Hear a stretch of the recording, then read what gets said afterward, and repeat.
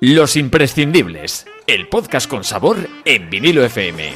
Unos comensales de lujo, un menú preparado por los mejores cocineros y servido por Basacherry para los oyentes de Vinilo FM. Regresamos a Los Imprescindibles de Vinilo FM con Basacherry. Hemos cambiado el escenario, estamos muy cerquita, a la izquierda veréis el paisaje de la playa de Areaga y estamos con Javier Izarra. Javier Arratsaldeon, buenas tardes. Muy buenas, Julen. Con lo que a ti te gustan las entrevistas y esta vez te toca dar la cara. No digo porque hay cierta cordialidad, vamos a confesar. Ya nos conocemos, entonces. Claro, bueno, además me decía así con público esta vez. Esto ya es. Antes hablábamos, siempre cuento, y esto es verdad a los oyentes, que lo más interesante siempre se habla previo a comenzar un programa, y te hablaba que hay, en este lugar, en Tamarises Izarra, en el que es tu oficina, hubo una piscina y no sabías. ¿Qué va? Es la primera noticia que tengo. Y mira que he visto fotos muy antiguas de Tamarises. Pero donde me dices tú que estaba la piscina es donde tenemos nosotros la terraza para eventos, pues donde hacemos los cócteles de las bodas, ceremonias y demás. Y eso que ayer que fue la final, la Euroleague entre el Tottenham y el Manchester, aquí, ya sabes que en el 82, eso sí me imagino que conoces, se hospedó la selección inglesa. Eso sí. Tú eres más joven que yo. Eso lo conoce todo el mundo. ¿Y qué te contaron de ese momento? Claro, porque cuando uno llega, hoy que tenemos también la suerte, y luego le escucharán próximamente los oyentes, de comer y compartir este videopodcast de Basacherry con Aisea, cuando uno viene a un sitio le cuentan 2-3 historias. ¿A ti qué te contaron? Pues una fue esa. Yo creo que la más sonada fue esa. Realmente, o sea, eso, y que en Navidad era un imprescindible que Tamariz estaría abierto. O sea, y eso te dijeron que tienes que seguir con la tradición. Tal cual. Nunca había trabajado el día de Navidad. Para mí las Navidades siempre habían sido muy familiares. Y bueno, al final Tamariz tiene una tradición muy grande, ¿no? De comida de Navidad y de comida de Año Nuevo. Y eso fue lo más imprescindible que me dijeron. Y es importante, o sea, cuando alguien de repente coge efectivamente un legado, ¿no? que vosotros habéis cogido el testigo, es importante mantener esas normas, esas costumbres en sitio, vamos a decir, tan tradicionales como es el de la playa de Areaga, Getxo por extensión. Pues hombre, yo creo que siempre tienes que renovar, cuando tú coges algo tienes que renovar, pero sí es cierto que si tienes una clientela también asentada como tenía Tamarises, tienes que intentar mantener y no darles bofetazos en la cara, ¿no? Sí es cierto que ya les trastornamos bastantes cambiándoles cambiándoles un poquito su sitio, ¿no? De reunión, que muchas veces era Tamarises en Getxo, y para mucha gente de Bilbao. Subimos el restaurante arriba, la parte de abajo dejamos el bistró, ya tuneamos bastante. No fue una entrada como para decir, encima rompemos con todo lo que teníais. No, pues bueno, pues sí es cierto que hay que intentar mantener ciertas tradiciones, ¿no? que son del local. Esta pregunta que no te va a hacer la competencia, que te suelo seguir los pasos. Eras un niño disfrutón, o sea, tu historia empieza porque realmente en casa ya se comía bien, y entonces te enseñaron a comer bien y habías ido a sitios de joven como este y habías disfrutado de una buena comida. Pues mira, en mi casa se ha comido siempre muy bien, por las dos partes de mi familia. O sea, mis abuelos maternos eran andaluces y mi abuela era una gran cocinera, cocinaba muy muy bien y me encantaba. O sea, además, ¿existía también lo del matriarcado ese que se marca mucho en Andalucía con la cocina? Sí. Y por parte de mi padre, pues aquí vascos de siempre también han cocinado muy bien. O sea, de caserío, buen producto y bien cocinado. Entonces, me ha encantado comer siempre. O sea, es algún defecto que tengo, que me encanta comer. Claro, disfruto comiendo. Para mí me dices, ¿qué es lo que más te gusta en la vida? Es comer. El camino te lo había marcado. Sí. Y hay un día de catarsis que llegas a casa y que les dices, oye, mira, pues no voy a ser oficinista, quiero ser cocinero. Pues mira que yo no tiraba por la cocina. A mí me había gustado siempre la cocina y siempre estaba en la cocina. Yo con mi abuela, que vivimos muchos años, con mi abuela materna, Ajá. Yo siempre estaba en la cocina. O sea, ¿dónde está Javi? Es en la cocina. Enredando. Siempre estaba en la cocina. Pero bueno, yo tiré por otra línea. O sea, estudié electrónica. Hice maestría electrónica en aquellos años, que era maestría. No te imaginaba, todavía. Fíjate que te he entrevistado. O sea, sí. Y luego hice peritos. Bueno, empecé, que no lo terminé ahí, yo creo que Bueno, pero hay políticos que solo con ir un día a clase, acuérdate que lo ponen en el currículum. Bueno. O sea, también. También. Estuve alguno más de uno, pero tampoco te creas que muchos más. Yo creo que ahí fue cuando dije, esto no es lo mío. Demasiado número. número. ¿Hay algo que se te enciende? Pues sí, yo pensé, no es lo que quiero hacer. O sea, me gusta más lo otro, ¿por qué no intentarlo? Y así que ahí fui. O sea, de un hobby acabas haciendo tu profesión. De un hobby Sí, de un hobby de siempre, o sea, que no era ni hobby, o sea, para mí lo vivía desde crío, o sea, siempre la cocina, los fuegos, tenía mucho peligro, eso de encender el fuego, irme cuando me quedaba solo en casa y montar alguna que otra, pero sí, de un hobby. O sea, lo que yo hacía que le robaba aquella época era el tocadiscos a mi padre, que lo de la aguja tenía un peligro, tú lo hacías cuando se iban, tú lo hacías con la cocina. Similar. Sí, básicamente lo mismo. ¿Qué preparabas ahí cuando...? ¿Qué preparaba? De todo. Me encantaba coger cosas que sobraban en la nevera y hacer croquetas, pero de muy niño, ¿eh? Sí. Y de todo. Me gustaba ver cómo cocinaba mi abuela, me gustaba que me enseñara, ¿Qué os ponía tu abuela materna? ¿Qué recuerdo tienes de lo que os ponía? Pues de todo. Me gustaba mucho cómo hacía los adobos. Como buena andaluza, los adobos en aquella época, y me encantaban las especias, que era muy contradictoria, por la cocina más por parte de mi madre, la cocina más por parte de mi mamá, de mi padre, no tenía nada que ver, porque en la cocina de aquí especias era como, fuera, eso no. ¿Cuál se imponía al final? ¿Cuál se imponía? Pues a mí me han quedado más dejes, quizás, de todos esos sabores un poquito más fuertes, más de especias, de ese toque un poquito más arriba, ¿vale? Pero bueno, y eso por un lado, y por el otro, pues respetar mucho el producto, el sabor del producto y no cambiarlo en exceso. Entonces, pues bueno, ahí hay una mezcla entre las dos que yo creo que ¿De qué zona de Andalucía era? Pues mis abuelos de Jaén. De Jaén.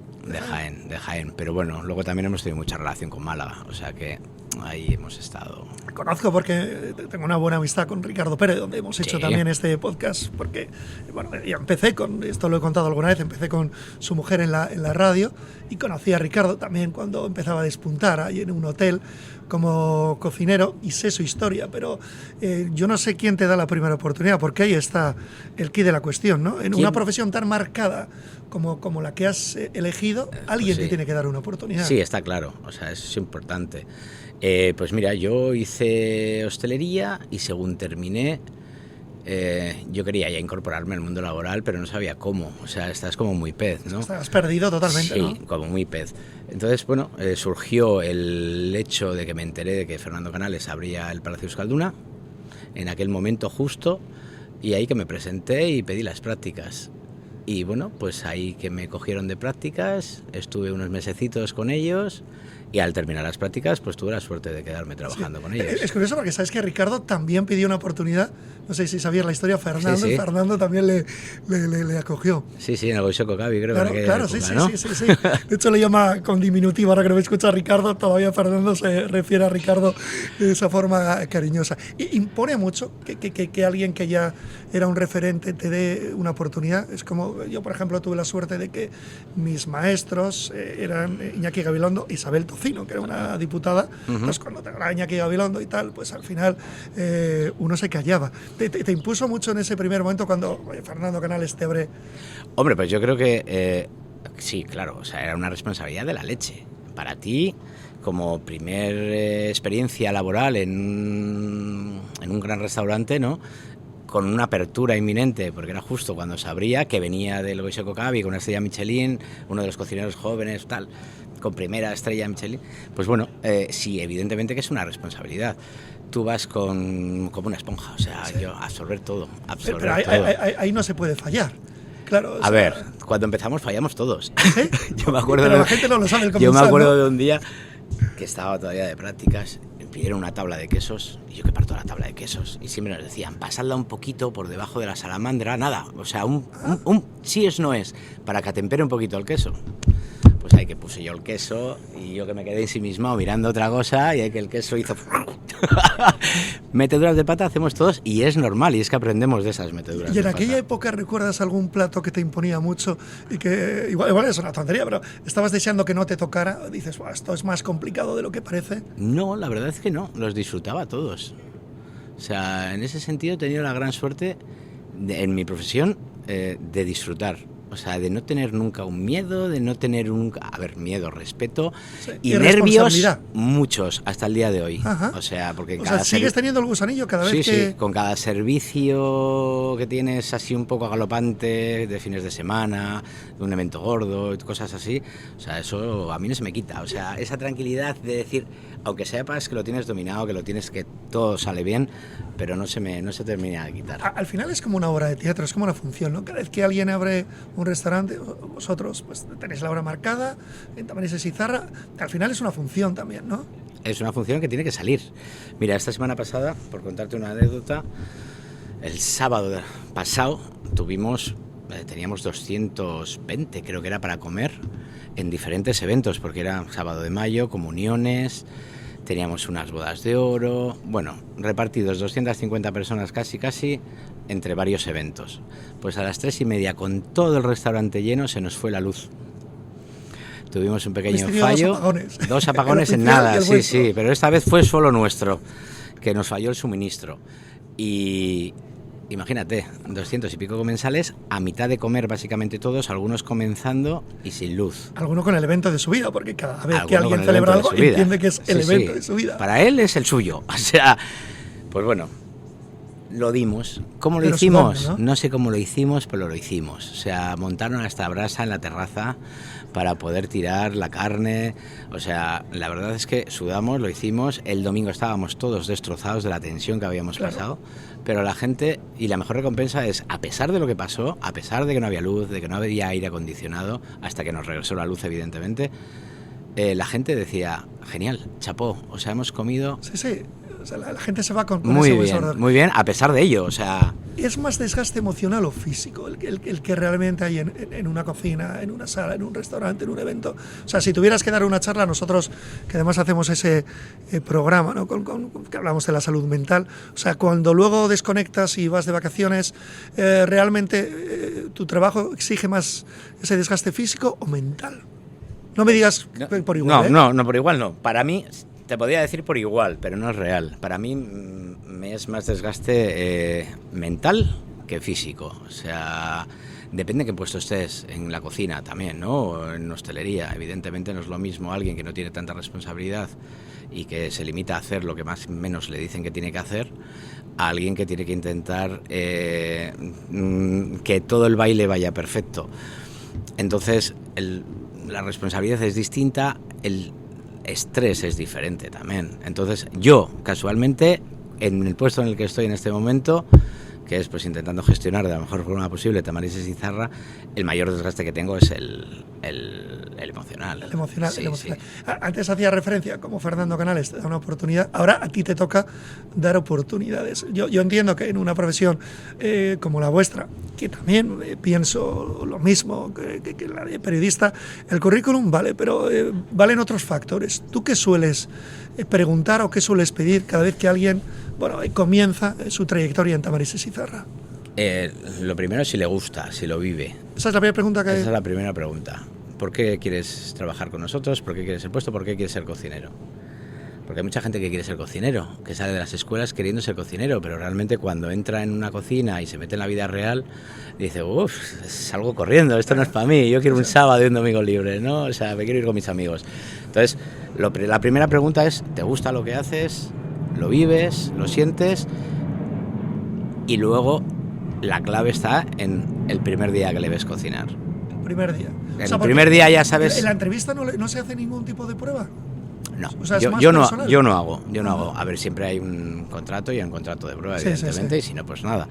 Pero con el primer día ya basta. Tú las maneras, el toque, la forma que tiene la gente se la ves en muy poquito tiempo. Y ya sabes quién vale y quién no vale. Casi la ves en la mirada de la persona cuando... También puede ser, la actitud es mucho, pero no, hay que verle trabajar. Has tocado, como lo has tocado tú, me aventuro, lo pregunto, ¿no? La conciliación familiar. Claro, las personas que os acompañan y os acogen en sus vidas tienen que lidiar con eso, que vuestros fines de semana no son los habituales. Pues no, tenemos una profesión que es muy bonita, pero que trabajamos cuando el resto está de fiesta. Entonces, si tenemos una pareja que no trabaja de lo mismo que nosotros, pues es muy difícil llegar a una... A ver, yo siempre digo, nos conocimos de esta forma y así nos queremos. Entonces no hay otra. No te he engañado, no te he dicho que era... Pero sí es cierto que es una profesión muy bonita, que si la vives es muy bonita y muy gratificante, pero que te conlleva pues a tener unos horarios que, gracias a Dios, ya tendemos a unos horarios más normales en hostelería, porque yo me acuerdo, pues cuando empezamos, pues que era completamente diferente. Ahora ya todo el mundo tiene conciencia, hasta el cliente, de que el camarero se tiene que marchar a una hora, que antes no la había. Y yo creo que ya tenemos esa conciencia, por lo tanto hemos llegado a unos horarios un poquito más fáciles, pero sí, a pesar de todo eso, fines de semana... Hablando de frases hechas, me quedo la palabra clave, cliente. Antes se decía que el cliente siempre tiene razón, pero con el paso del tiempo he escuchado a muchas personas que se dedican como tú a esta profesión, no siempre tiene razón. A ver, yo creo que todo no vale. Todo no vale. El cliente es el que te paga, el cliente es el que te exige y al cliente se lo das todo, evidentemente. O sea, le entregas tu trabajo, pero no... Sí, eso es. Tú le entregas tu trabajo y al final está pagando por ello. Por lo tanto, evidentemente tiene que exigir y tiene que estar todo bien, pero sí es cierto que hay veces que no todo vale y que no puede ser que el cliente siempre tenga la razón, porque no siempre tiene la razón. Yo creo que cuando empezaba cometí un error.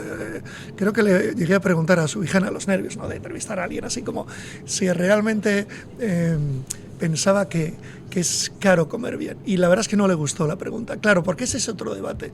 O sea, ¿la gente realmente busca la experiencia o busca la experiencia ligada al precio? Y eso es un error. Yo creo que se puede comer muy bien a cualquier precio.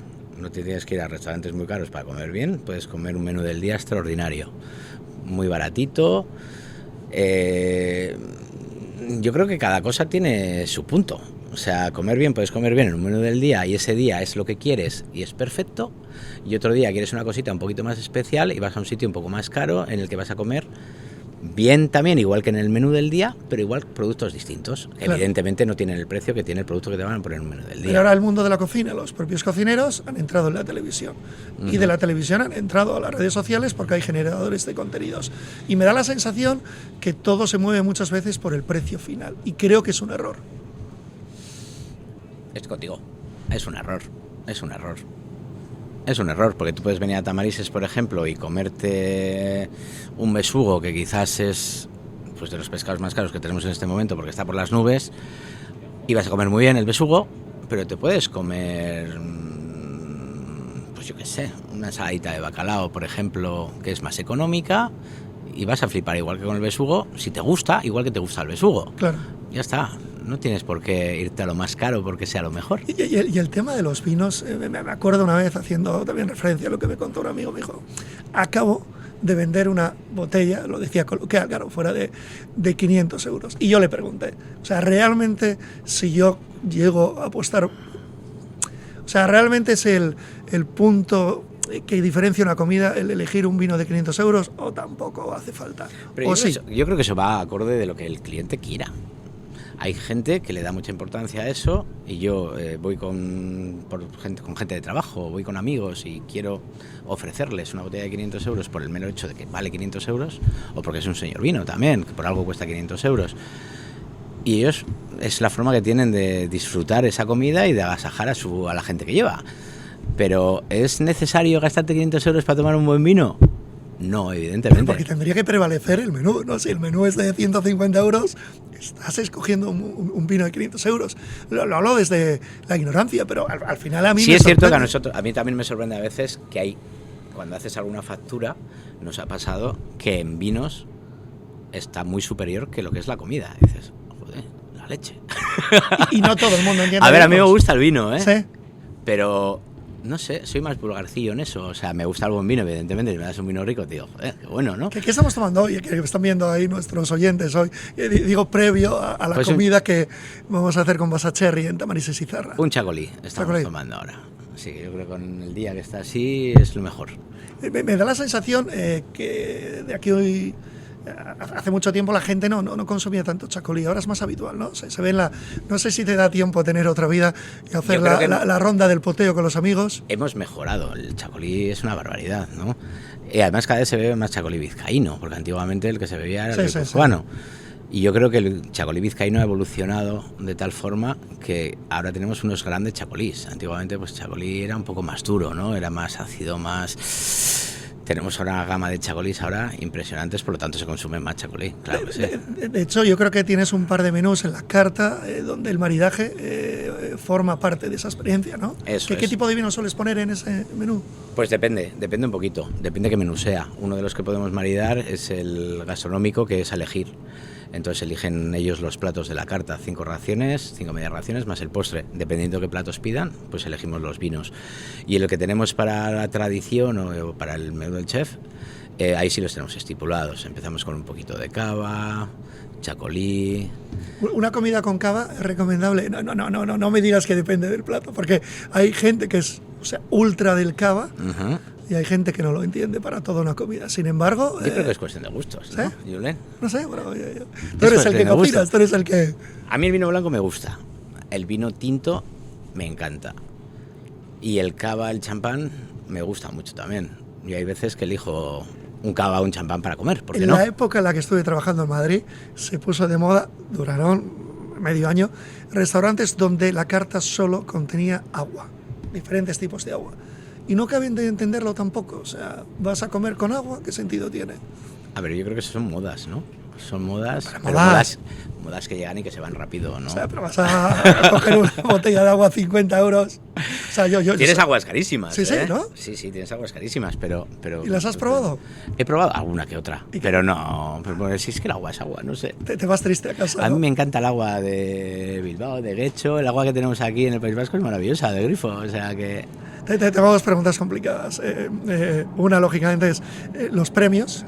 Hace poquito he recibido un premio del Ayuntamiento de Guecho, que también tiene vinilo y que hay que compartir. Pero luego todo el mundo hoy en día se fija en esas ceremonias, Repsol, Michelin, las guías. ¿Cuánta leyenda hay sobre eso? Al final hay un momento que uno aspira a eso y hay un momento que no le da tanta importancia. ¿La gente sí le da importancia al tener estrellas y soles? Pues, a ver, todos los premios que te den son reconocimientos a tu trabajo. Entonces yo creo que a todo el mundo le gusta que reconozcan su trabajo, por lo tanto está bien. Obcecarte en intentar conseguir X premios o X galardones, pues no lo sé. Habrá gente que sí. A mí es una cosa que nunca me ha obsesionado. O sea, no te quita el sueño. No, al final yo lo que quiero es que la gente venga a mi restaurante, que coma bien, que disfrute, que se vaya diciendo que bien hemos comido y que vuelva dentro de un tiempo. Entonces, para mí ese es el mejor premio que hay. Que si te dan un premio X, que es un reconocimiento, bienvenido sea. Pero no hay que obsesionarse con ello. Sí, pero sí conoces compañeros que ha habido un momento que les ha quitado el sueño, ¿no? Como decías. Sí, es cierto que cuando eres más joven estás como más ansioso por ciertas cosas. Idolatras Yo creo que ya llegas también a una cierta edad en la que ya te relajas. Y pero dices, tú por no dar el discurso, porque como no te gusta hablar en público, no, que no me elijan y tal, a ver si voy a tener que salir y a ver qué. Lo paso mal, soy muy vergonzoso. Generadores de contenidos. Todos vienen con ciertas agencias de comunicación y todos deciden, en teoría, para la persona que les va a ver en esos reels, en esos vídeos, pero yo no sé si al final eso sea tan artificial, si alguien se lo cree y si os llega a molestar ese tipo de juicios, porque no son críticas, son juicios de un tipo que realmente es un generador de contenido, máximo respeto, pero no tiene ni idea de lo que de hecho hay alguna broma de algunos humoristas que se ríen de las cosas que dicen, que no dicen nada. Tú lo has dicho, son creadores de contenido, tienen que crear contenido, es su trabajo, crear contenido, sin más. Pero te lo ponen los amigos que no se dedican, o sea, te ponen esas bromas para lo estoy probando, tal, o sea, te ríes a veces, no sé, en ese momento de evasión, igual un lunes, dices, pero qué tonterías está diciendo. Pues es entretenido, es lo que dices tú, es entretenido, y bueno, todo lo que sea, que se fomente la cocina, que se vea la cocina, pues bueno, yo creo que es bienvenido. ¿Cuánto te afectan con la mano en el corazón, expresión muy hortera, las críticas? Porque hoy en día cualquiera puede publicar en las redes sociales, es anónimo y es libre de decir lo que quiera. Pues mira, si es una crítica de un cliente que ha estado, yo la acepto siempre. De hecho, aprendemos de las críticas, porque todos nos equivocamos, yo me equivoco y me he podido equivocar y me pueden hacer cierta crítica. Tanto buena como mala. Entonces las críticas siempre te ayudan a mejorar y hay que escucharlas siempre y todas. O sea, no decir, no, o sea, hay que escuchar las críticas, que para eso son. Lo que pasa es que sí es cierto lo que tú dices, ahora hay muchas redes sociales, hay muchas críticas y hay mucha gente que critica sin incluso haber comido en el restaurante. O sea, se ha dado el caso. Sí, se ha ¿Y dado eso el cómo es caso. posible? Estará pensando algún oyente. Pues porque hay plataformas que tú puedes hacer una crítica sin haber consumido. Tú entras en tu móvil ahora, te metes tal, pum, y haces la crítica que quieras y eso queda ahí. Y no se quita. Entonces, a ver, la crítica es buena. Que te la haga el cliente directamente es lo mejor, porque es una forma de mejorar. Críticas por redes sociales, críticas por plataformas, yo cuanto menos caso, mejor. O sea, no... ¿Llegas a dialogar con ese cliente? ¿Intentas hacer el esfuerzo de dialogar con ese cliente que quiere presentar una queja o no es bueno en caliente? No, sí, a mí me gusta escuchar. O sea, el diálogo siempre es... Sí, a ver, la verdad es que tengo que decir que no he tenido muchas situaciones de esas. Gracias a Dios, o sea, no he tenido muchas situaciones. Alguna vez, puntual, puede haber algo, que a alguien le incomode algo o algo no le ha gustado y que te lo diga. Yo las cosas siempre hay que hablarlas y las cosas se arreglan, siempre que se hablen. Eso sin problema. La carta de Tamarises Izarra al final cuenta tu historia o no. Realmente una carta de un restaurante como Tamarises tiene que ir con la tradición o con lo que se lleva en el momento. ¿O a ti te gusta contar tu historia? Pues yo creo que va un poco de todo, ¿no? O sea, yo creo que, por ejemplo, lo que yo me gusta hacer y es un buen producto, un producto de mercado, un producto de cercanía, un producto de calidad, en el que lo que tiene que predominar siempre y prevalecer es el sabor. Para mí es lo máximo. Puedes hacer un plato muy vistoso, muy espectacular visualmente, que cuando te lo vean digas, wow, foto, pero que luego te lo metes a la boca y dices, no, está plano, no tiene nada. O sea, sí, muy bonito, pero no. Para mí prima el sabor. Por lo tanto, la cocina que yo siempre he hecho es una cocina, como te he dicho, muy de cercanía, muy de mercado, muy de toda la vida y de esos sabores que tenemos metidos aquí todos desde muy pequeños, que creo que son los que nos gustan. Sí. O sea, tú cuando recuerdas ese sabor que te ha educado, porque los sabores que pruebas de pequeño son los sabores que te educan. Claro. Entonces, cuando pruebas esos sabores que los tienes ahí, que hacía tiempo que no te acordabas, es cuando haces, ¡oh, qué bien! Dos preguntas, una divertida, un atrevimiento por mi parte. ¿Has conocido a alguien, has conquistado a alguien porque le has cocinado? ¿Has dicho, oye, voy a utilizar mis armas como los superhéroes que tienen sus armas? A ver, ha servido alguna vez, pero... Ahí lo dejamos, ahí a partir de ahí, que queda bien, o sea, que sí. Y luego, cuando no estás como gerente de Tamarises Izarra, o sea, realmente, cuando llegas a casa agotado, ¿qué te sueles preparar? ¿Yo? Sí. ¿Para comer en para casa? Ti, sí. Pues mira, te soy sincero, tengo muy poca comida en casa. O sea, suelo tener un buen jamón, queso, que soy fanático del queso. ¿De todos? Sí, todos. O sea, yo creo que no he encontrado un queso que no me guste. O sea, que cuando viajas a título personal, la tabla de quesos que antes contabas, que fue como tú, está presente en tu... Soy quesero. Me encanta el queso. Por lo tanto, en casa, en la nevera, estamos muy poco. Entonces, al final, queso siempre hay, algo de embutido, jamón. Y siempre me gusta tener tomate. No me digas por qué, pero siempre tengo tomate. Pero un tomate bueno, porque hay tomate, tomates queso, jamón y pan. De los que ¿Qué tienen más sabor, quieres? los que tienen sabor. Y en casa preparar muy poquito, comemos muy poco en casa, pero bueno, cuando vienen amigos o tal, ahí disfrutas también cocinando, evidentemente. Claro, ¿te piden recetas? Siempre. O sea, a mí me piden canciones, a ti recetas. Siempre. O sea, el tópico que existe. Nos vamos ya. De las 4 estaciones en las que, lógicamente, está abierto Tamarises Izarra, a ti personalmente, ¿cuál te gusta como experiencia, como cocinero? ¿En cuál disfrutas más? Pues mira, en la que estamos ahora me parece fantástica, porque tenemos producto de tierra a tope. O sea, estamos con el espárrago, con la alcachofa, con la trufa, ahora nos llega la de primavera, acabamos de terminar hace nada, que hemos tenido hasta la semana pasada, la trufa negra, tienes el perrechico, tienes los hongos, o sea, te llega el tomate en breves, el pimentito del país, o sea, a mí es producto, o sea, primavera me parece la leche. Y luego otoño, tema de caza, me gusta prepararla mucho, me gusta trabajarla y disfruto mucho con ella. ¿Eres valiente? ¿Has ido a algún país, te la has jugado y has comido fatal? ¿Puedes mencionar algún país que has dicho, no, me he pasado? ¿O no, luego no eres valiente cuando viajas? Me gusta comer, como te he dicho antes, soy gran comedor, ahí se ve. Ahí se ve. El cocinero parezco yo.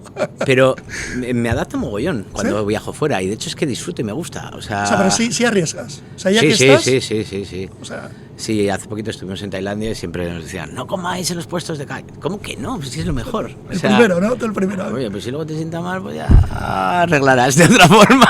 Siempre estás... Pero hay que probar la comida autóctona de cada sitio y cómo lo hacen y cómo lo consumen ellos. Sí, siempre.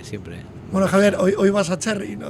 Tenemos el reto, has dicho que no puedes desvelar nada, pero bueno, hablando del producto y nos toca Vas a Cherry, ¿qué le vas a echar? ¿Imaginación? ¿Qué se le echa cuando tienes un producto tan marcado? Al final Vas a Cherry, saben los oyentes, es cerdo. ¿Qué haces con esa materia prima? Es cerdo, buen cerdo, y pedimos que nos trajeran ciertas partes y en ello estamos. Bueno, pues, te voy a adelantar el aperitivo, un bomboncito de paté. Bomboncito, Mate. Pues nada, Javier, ha sido un placer que nos veamos pronto con estas vistas y con otro Chacolí. Gracias por participar y por acogernos en este podcast que se llama Los Imprescindibles. Para ti, ¿qué es imprescindible en la vida? Con esa pregunta que hago todos los protagonistas nos vamos. ¿Qué es imprescindible en la vida? Sí. O sea, ¿a qué no vas a renunciar como Javier Izarra? Disfrutar. Hay que ser disfrutón, ¿no? Hay que ser disfrutón. Se puede disfrutar de muchas formas: tiempo libre, trabajo, amigos, familia, soledad. Pues un placer, Javier. Vamos a brindar. Gracias, de verdad. Nos vamos, regresamos en 7 días, 7 noches desde Tamarises. Chao, agur.